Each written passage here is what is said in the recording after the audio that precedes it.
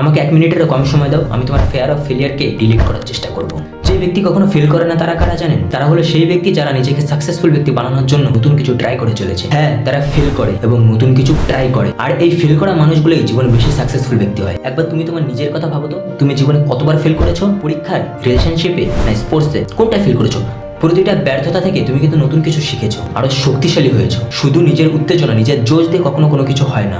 কখন, কোন জায়গায়, কিভাবে তুমি এটা প্রয়োগ করবে সেটা খুবই একটা গুরুত্বপূর্ণ ভূমিকা পালন করে। প্রতিটা ব্যর্থতার সাথে সাথে মানুষ আরো শক্তিশালী হয়ে ওঠে। তুমি যেটাকে ফেল করে থাকো, অত ভাবো ভবিষ্যতে গিয়ে তুমি ফেল করবে, তাহলে এটা খুবই ভালো কথা, এটা খারাপ না। কারণ তুমি নতুন কিছু ট্রাই করেছো আগে, আবার নতুন কিছু ট্রাই করতে চাচ্ছ। এর মানে তুমি জীবনে বড় কিছু করার চেষ্টা করছো। তোমার প্রতিটা ব্যর্থতার পরে তোমার যে ট্রাই, এটাই তুমি সাকসেসের আরো কাছাকাছি নিয়ে যাবে। হয়তো তুমি আমার কথাগুলো সঠিকভাবে বুঝতে পারো না, তাই ভিডিওটা আরেকবার দেখো। তোমার একটা কথা বলবো, ব্যর্থতাকে কখনো ভয় পেও না। ব্যর্থতাকে বন্ধু মনে করে সামনের দিকে এগিয়ে যাওয়ার নতুন কিছু করার চেষ্টা করো। সাকসেস তোমার ব্যর্থতা আর তোমার চেষ্টাই এনে দেবে।